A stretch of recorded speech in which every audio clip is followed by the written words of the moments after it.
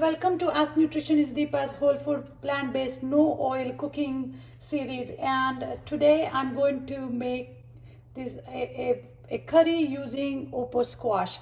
I got this squash from Jepson Produce Company, where they deliver all ethnic vegetables to your house, to your door, and these are fresh. This was delivered to me, gosh, I don't know, probably 10-12 days ago, but I had wrapped it properly and kept it in the refrigerator. Look how fresh it looks.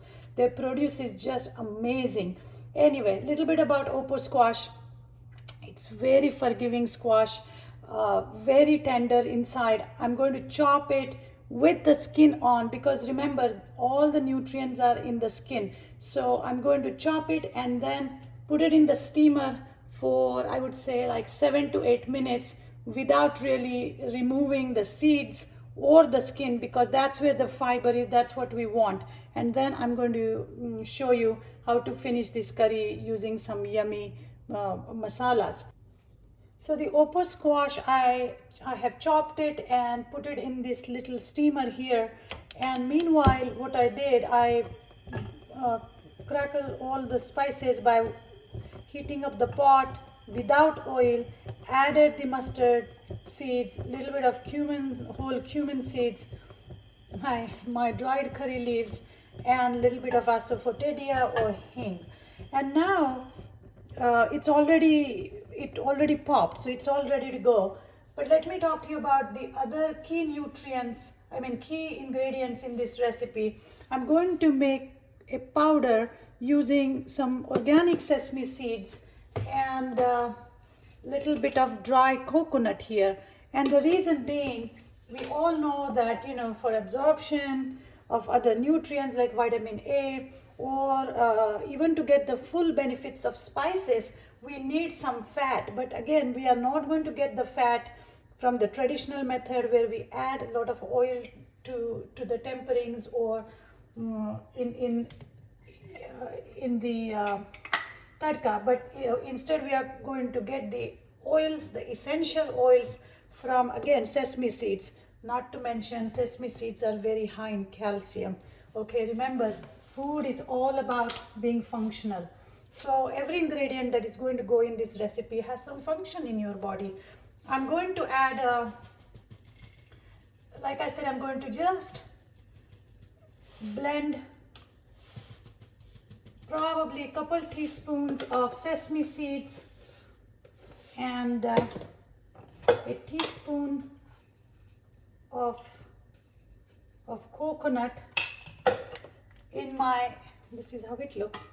I want to be careful with the wire. This is how it looks. It's my little spice grinder here, and I'm going to just pulse it.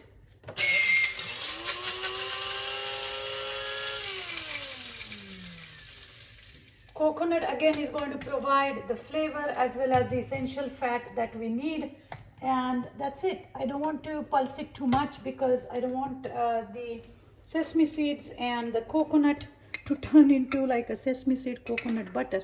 So this is how it looks, little powdery. And I'm going to basically remove the Opo squash from the steamer. But before I do that, I'm going to add some green chilies just for some flavor. This vegetable is not going to have anything red. It's not going to have tomato or chili powder, because I just want to use everything green in here to complement the color of the Opo squash.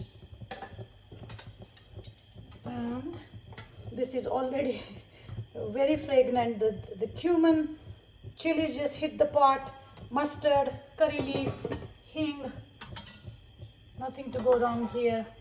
And now I'm gently going to add my steamed Opo squash. The advantage of steaming is that you don't need to then cook the squash in the pot for too long, and it retains its nutritional value and to some extent some color. We don't want to kill the vegetables by cooking, churning, for too long.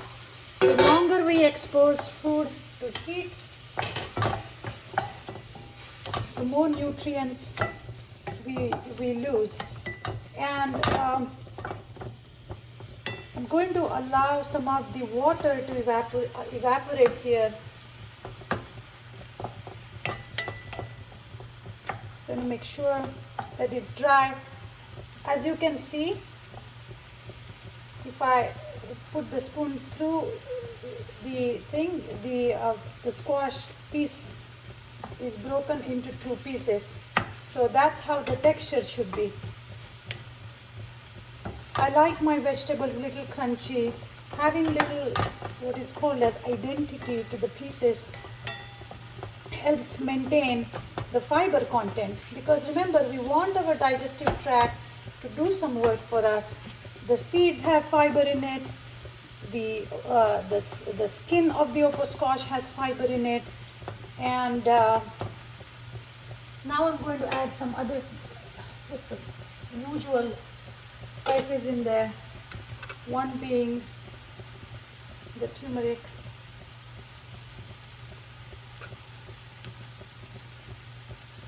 One can never go wrong with adding turmeric. And today I'm in the mood for some black pepper, which is also good for the absorption of curcumin, which is in turmeric, and it's going to help with the absorption of the curcumin. So as you can see, the water has evaporated, and this is when it's time for us to shine. This vegetable can get cooked in less than 10 minutes, really, because it took me 12 minutes to steam the vegetables, and voila. And now the star of the show, the sesame seed coconut powder here.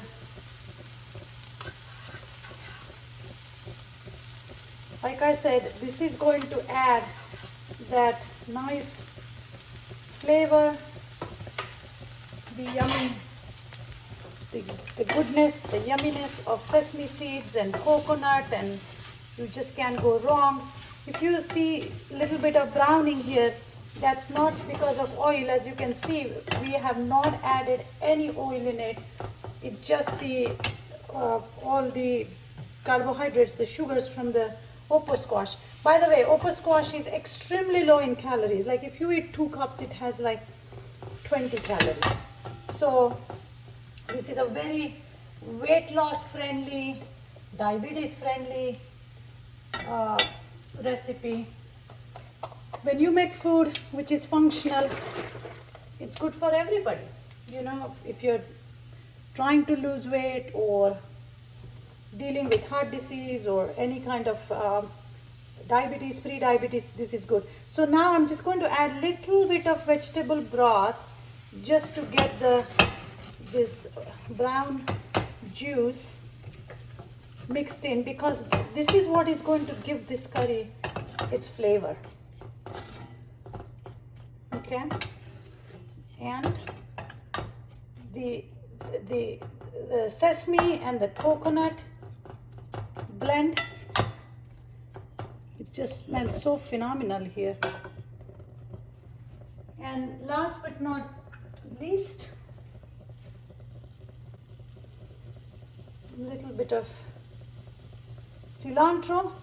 Always add cilantro on top. Once in a while you can add it during cooking, but always add it in the end, because cilantro has a lot of folate, and guess what, guys?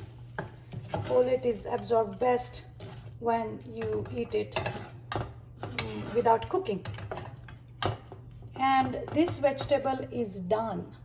It smells good.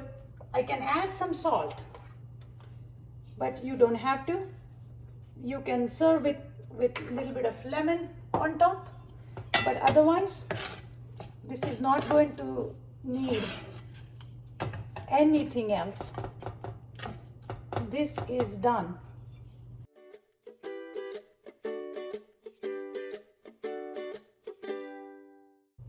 So this is how this Opo squash or dudhi curry looks, or stir fry looks.